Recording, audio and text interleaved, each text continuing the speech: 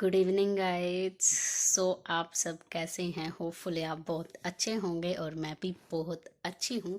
और आपका फिर से स्वागत है मेरे एक और vlog Shilpa Jaglan Narwal and Shilpa with UK journey में फिर से स्वागत है। होपफुली आप बहुत अच्छे होंगे सब।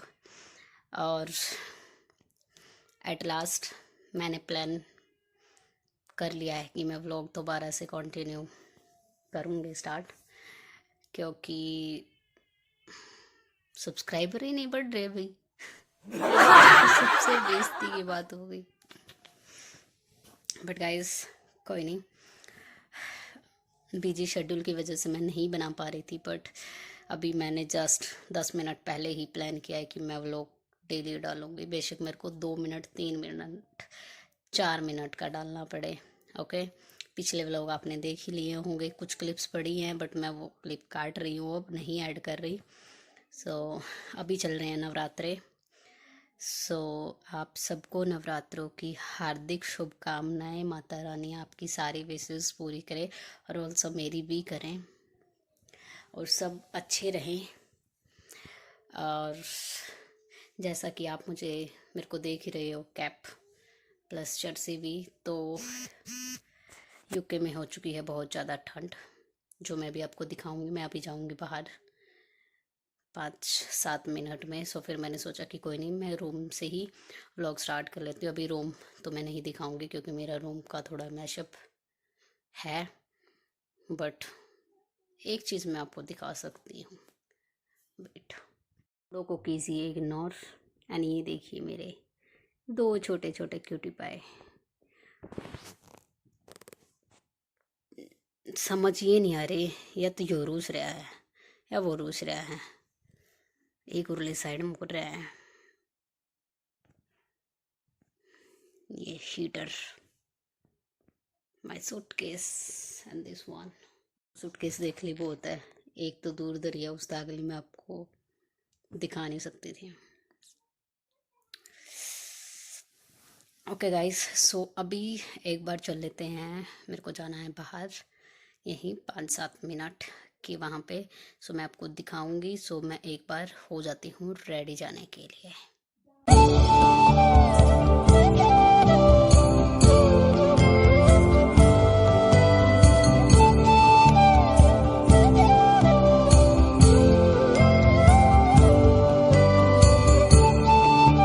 गाइस, मैं हो चुकी हूँ रेडी, क्योंकि बाहर हवा चल रही है। बाकी वैसे मैं लिपस्टिक बहुत कम लगा रही हूँ, बट बाहर हवा बहुत ही ज़्यादा चल रही है।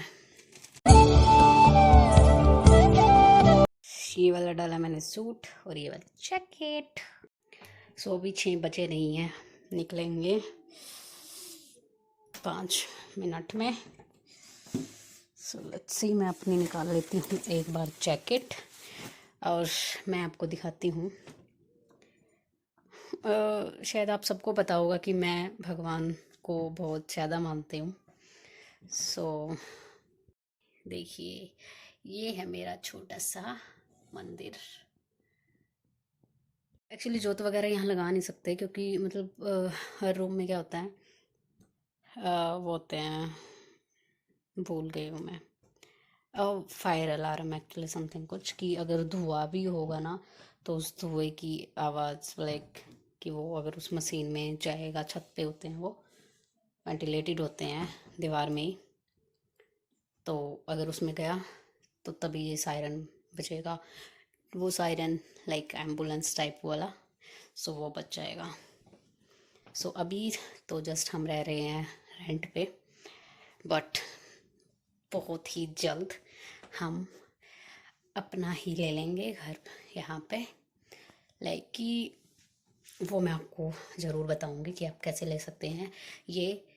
आप कोई भी मतलब देखे, जिसको भी ये इन्फॉर्मेशन चाहिए कि how to buy house as a rent pay, कि आप कंप्लीट घर कैसे ले सकते हो, आप मेरे को मैसेज करना।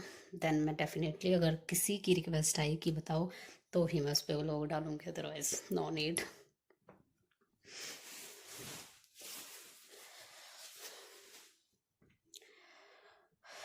निकलते हैं 5 मिनट तक, फिर मिलती हूँ मैं आपसे।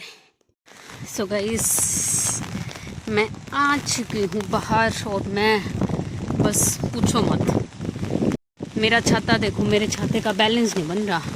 और ये क्या, ये तो बहुत ही बुरा हो गया। बारिश आई हुई है बहुत ही, पता है क्या, बारिश तो कम आई हुई है बट जो ठंड है ना वो तो आप सोच भी नहीं सकते कि कितनी होगी। देखो देखो, अरे मेरा छाता देखो, मेरा छाता।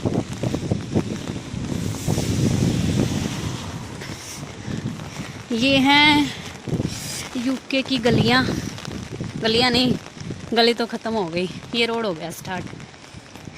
देखो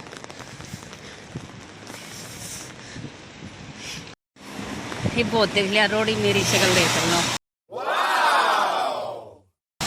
मेरी माँ कब है, मतलब इंडिया से आए तब छाते से रिलेटेड थी बात। मेरी मम्मी बोलती कि एक गिलास वाली आती है छतरी, जिसमें क्या होता है कि वो 700 रुपये ही, मैंने पूछी थी दुकान पे, तो उसका क्या है। और मैं शूज़ एज़ यूज़ुअल वो शूज़ डाल के आई हूँ जो मेरे को डाल के नहीं आने चाहिए थे, बट मेरे को पास ही जाना है। तो छतरी की बताती हूँ, छतरी क्या हुई। तो यहाँ कोई आई हुई है लड़की, तो उसने बोला कि वो छाता लेके जाना, मतलब उससे क्या होगा कि जैसे अभी जैसे बारिश आई हुई है तो वो छाता ओपन किया और मतलब कहीं भी गए तो उसको वो गिलास में डल जाता है तो पानी वगैरह। तो भाई ये मैं आपको बता रही हूँ, वो छाता भी मत लेके आना। कोशिश करना कि आपको जितना बड़ा छाता मिले ना वो लेके आना।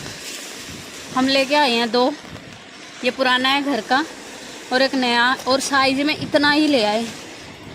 छोटे छाते यहाँ पे कामयाब नहीं हैं, सो प्लीज़ ट्राई करना कि बड़े छाते लेके आओ। और गाइस, जहाँ मेरे को जाना था मैं आ चुकी हूँ, एक बार मैं अंदर जाती हूँ, आपसे करते हैं फिर बात। सो गाइस, काम मैं करके आ चुकी हूँ कंप्लीट, और मेरी तो छतरी है बैठी हो बेचारी। ना बेबे please, oh my God, oh my God. मेरे को मेरा छाता रखना पड़ेगा संभाल के, क्योंकि हवा इतनी तेज चल रही है कि बस यार कुछ है। मेरे छाते का हो गया बेचारे का।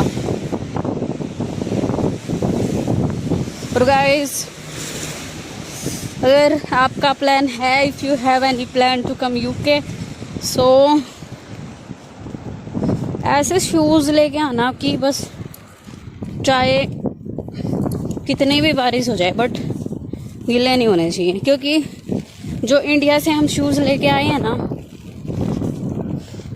अच्छे लेके आए बट कुछ खास उनका फीडबैक नहीं मिला, क्योंकि हम लेके आए थे रेड टेप से, और उन शूज़ में पता है क्या, जैसे शॉक्स वगैरह डाल रहे हैं ना, और इतनी ठंड है यहाँ पे, तो मौसम के अकॉर्डिंग भी उनमें ना स्मेल होगी। मतलब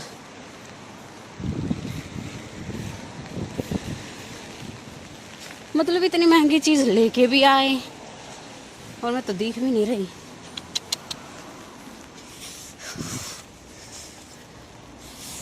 और जस्ट मैं अभी अपने रूम पे पहुंचने वाली हूँ, थोड़ा सा रहता है। सो फटाफट रूम पे जाके फिर मिलती हूँ मैं आपसे। गाइस, अपन आ चुका है बाहर से, और खाना वगैरह तो मैंने बना दिया है, थोड़ा रहता है आटा गूंथना। सो आटा में मैं कुछ रखा है, कुछ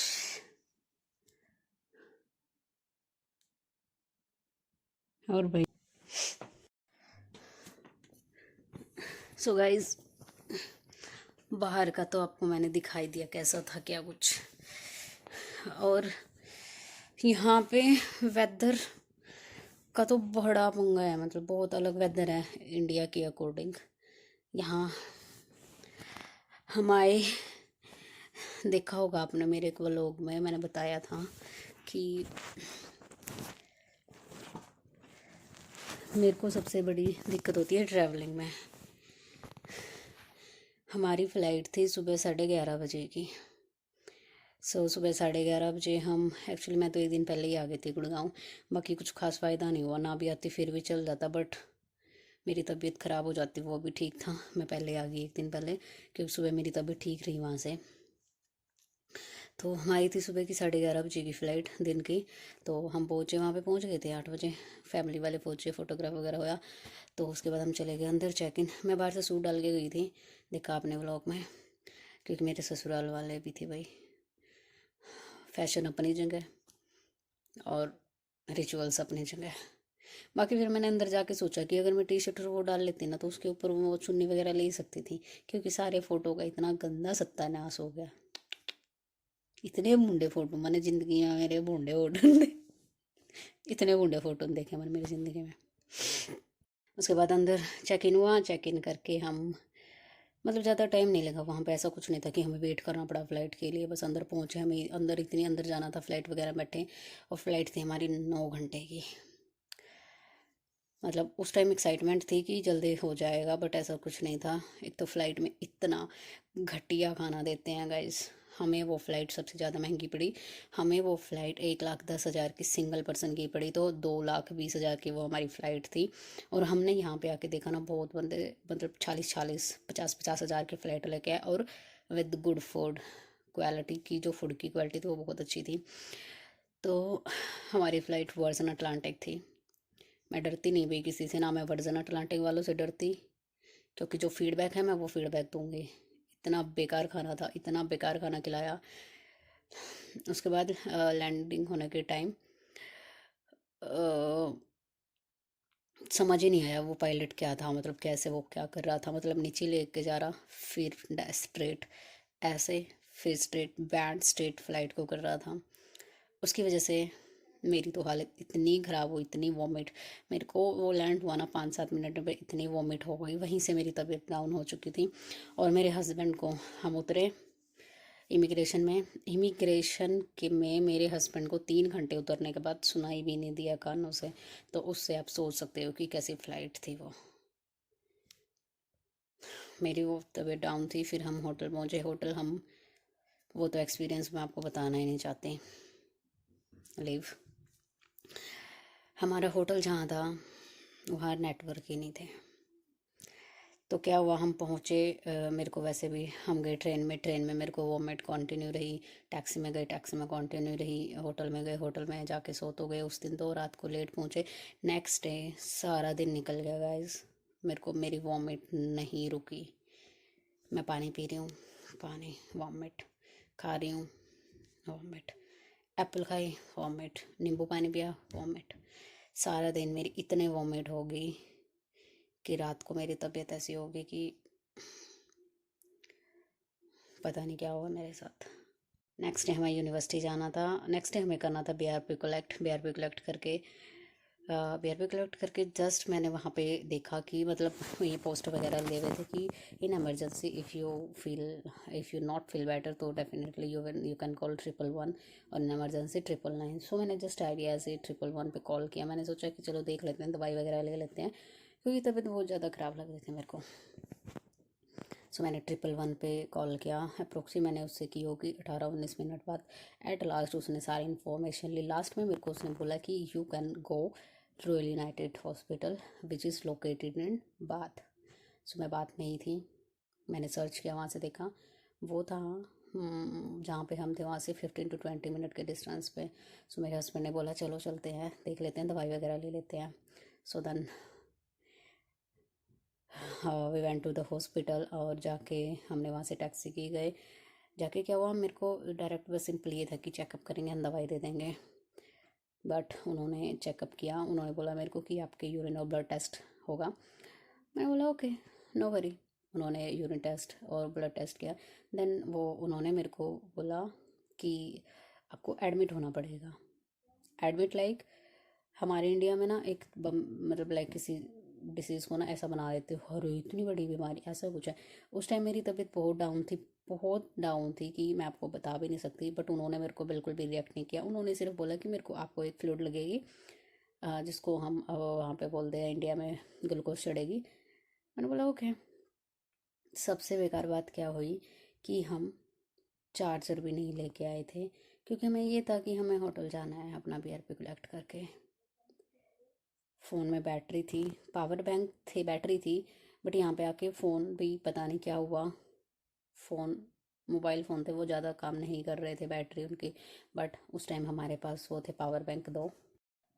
सो उन्होंने मेरे को फ्लूइड लगाई। फ्लूइड लगाने के बाद हाँ उन्होंने मेरे को इंजेक्शन वगैरह, इंजेक्शन नहीं, हाँ साथ के साथ इंजेक्शन दिए उन्होंने। इंजेक्शन उन्होंने मेरे को ऐसे दिए कि जिससे मेरे को उन्होंने बोला कि इससे आपको होश नहीं रहेगा। फिर भी मेरे को ये लगा कि चलो कोई बात नहीं। तो उन्होंने मेरे को दवाई वगैरह दे के उन्होंने मेरे लिए मंगवाया नींबू पानी, यहाँ पे उसको स्कोच बोलते हैं। नींबू पानी मैंने पिया, बट मेरे को कुछ नहीं हुआ। वही फील हुआ मेरे को कि कुछ खा पी रही थी तो तभी वॉमिट आएगी। एक डॉक्टर आए, उन्होंने पूछा कि हैव यू फील बेटर, तो मैंने बोला मैं फील बेटर नहीं कर रही हूँ, मेरे को वही वॉमिट फील हो रही है। देन उन्होंने बोला कि आपको वार्ड में शिफ्ट करना पड़ेगा। उन्होंने मेरे को कर दिया इमरजेंसी में शिफ्ट। इमरजेंसी में क्या हुआ, वहाँ पे थी 4 लेडीज़, मतलब मेरे से अलग 3 काफ़ी एज्ड थी, वो एडमिटेड थी। वो स्पेशल आई थिंक लेडीज़ का ही था। तो मेरे को वहाँ का नहीं, एक्चुअली हमें यहाँ का नहीं पता, बिकॉज 20 सितंबर को हम यहाँ आए एंड 22 को मैं हो गई यहाँ पे एडमिट। सो यहाँ के हॉस्पिटल्स के जो रूल है ना, वो ये रूल है कि अगर आपके साथ कोई विजिटर्स आपसे लाइक मिलने आया तो 8 बजे के बाद वो आपके पास नहीं रह सकता, लाइक हॉस्पिटल में नहीं रह सकता। सबसे बड़ी प्रॉब्लम हो गई, मेरी तबीयत बहुत ख़राब थी और मेरे हस्बैंड की बिल्कुल, मैं उनको देख रही थी ना, मेरे को रोना आ रहा था। और गाइज यहाँ पे मेरे को सच में रोना आ गया था, क्योंकि मैं उस टाइम को जब याद कर रही थी ना कि अरे हमारे साथ हुआ गया बस। बट वही है ना, बैड टाइम कभी नहीं भूला जाता। बट अभी मैं उसको ट्राई कर रही हूँ भूलने का। और इसके बाद थोड़ा मेरा रोना धोना हुआ, बट एट लास्ट फिर मैं नॉर्मल हो गई थी। मैंने बहुत ट्राई किया कि चलो आगे व्लॉग को कंटिन्यू करते हैं। आई एम सो रोंदड़ू, माय गॉड। वैसे तो वो मोमेंट मैं नहीं बताना चाहती थी, बट चलो आई एम सो स्ट्रॉन्ग कि हमने बहुत जंग लड़ी है यहाँ पे आके। सीरियसली, मतलब लाइफ में कभी ऐसी चीज़ फेस नहीं की कि मतलब एकदम यहाँ पे आके मेरे को होश भी नहीं था। और रात को डॉक्टर्स ने बोल दिया कि आपके हस्बैंड नहीं रह सकते यहाँ पे। और हमारे थे आई थिंक 20 को, तो वो थी 22 की। और उस हॉस्पिटल में मतलब मोस्ट ऑफ द जो डॉक्टर्स यहाँ पे तो फॉरनर ही मतलब बोलते हैं डॉक्टर्स। तो एक डॉक्टर आई, रोमानियन थे वो, and उन्होंने बोला कि your husband is not allowed.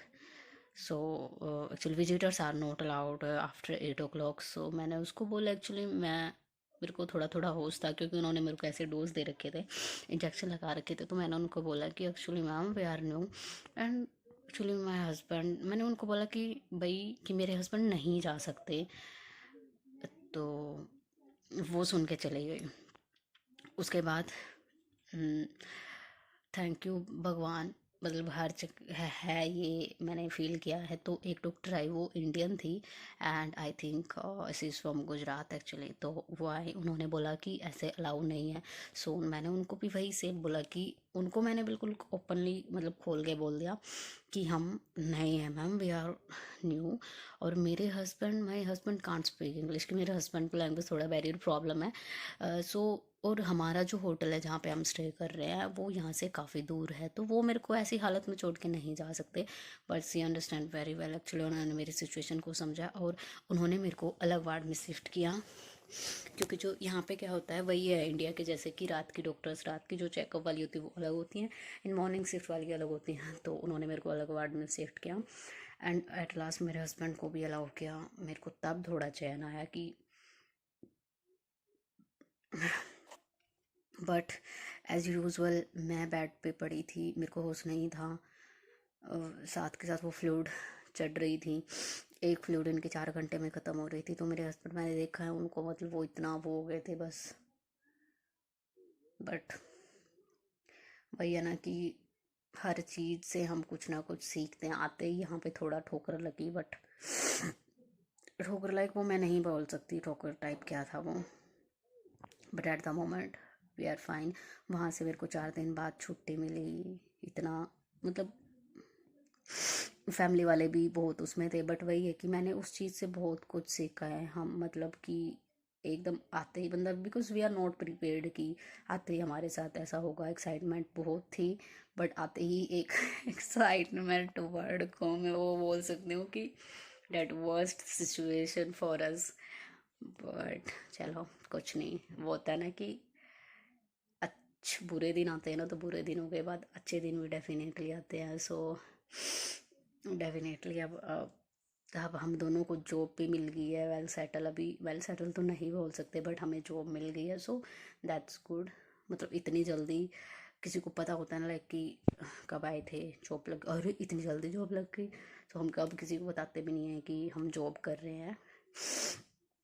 सो हम दोनों को जॉब भी अच्छी मिल गई है, भगवान हमारे साथ हैं, and we are happy about it. I know, but guys बहुत डिफ़िकल्ट लाइफ है यहाँ पे। मैं इंडिया में थी, मैंने बहुत की मतलब सबकी अलग अलग चॉइस देखी है। बहुत ऐसे हैं कि मत आओ मत आओ, वो मैं नहीं बोल सकती कि मत आओ, कि नहीं आना। But that's it's so difficult life की, मतलब आपको मेंटली फिज़िकली प्रिपेयर होके वहाँ से आना है कि वहाँ जाके मेरे को स्ट्रगल करना है। अगर आप ये सोच के आए हो ना, तो आपको दुनिया भी हरा देगी ना, तो आप तब भी नहीं हारोगे। ये मेरा एक्सपीरियंस है। मैं कभी भी इतनी बीमार नहीं हुई थी जितनी मैं यहाँ पे आके हुई, बट मैंने हम दोनों ने उस चीज़ को एक्सेप्ट किया, वी एक्सेप्टेड। और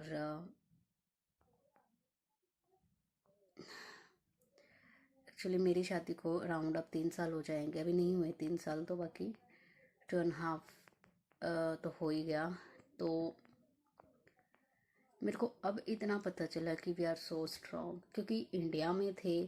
इंडिया की लाइफ बहुत अलग है गाइस, बहुत अलग है। वहाँ पे हमें स्ट्रेस बिल्कुल नहीं होता, क्योंकि वहाँ पे हमारे पेरेंट्स होते हैं।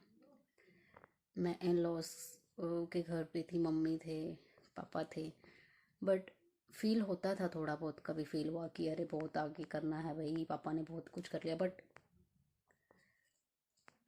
वो स्ट्रेस नहीं था, वो नहीं था कि मतलब हर एक चीज़ की टेंशन। बट गाइस मैं आपको जस्ट इतना ही बोलूँगी, जो भी आ रहा है ना, मेंटली प्रिपेयर होके आना और फिज़िकली प्रिपेयर होना बहुत ज़रूरी है। क्योंकि यहाँ का वेदर, यहाँ का फूड की अगर मैं बोलूँ तो एवरीथिंग यू कैन बाय जो इंडिया में है, बट आपको अपनी बॉडी के अपना फिज़िकली बहुत ज़्यादा फिट होना होगा। क्योंकि हम यहाँ पे आए, अभी हमें थोड़ा थोड़ा वेदर का हो गया है, वेदर में थोड़ा इंडल्ज हो गए हैं, वरना हमें ऐसा हो रहा था कि ठंड फील हो रही है, गर्मी लग रही है, ठंड फील हो रही है, गर्मी लग रही है। बट लाइफ में हर चीज़ को एक्सेप्ट करना सीखो, हर बुरी चीज़ को। आई डोंट टेल कि सॉरी गाइस, बीच में इंटरप्ट कर दिया, तो बीच में मेरे हस्बैंड का फ़ोन आ गया था। और अभी यहाँ पे बज गए हैं 7, जो कि 8, 9, 10, 11 इंडिया में बज गए हैं 11:30।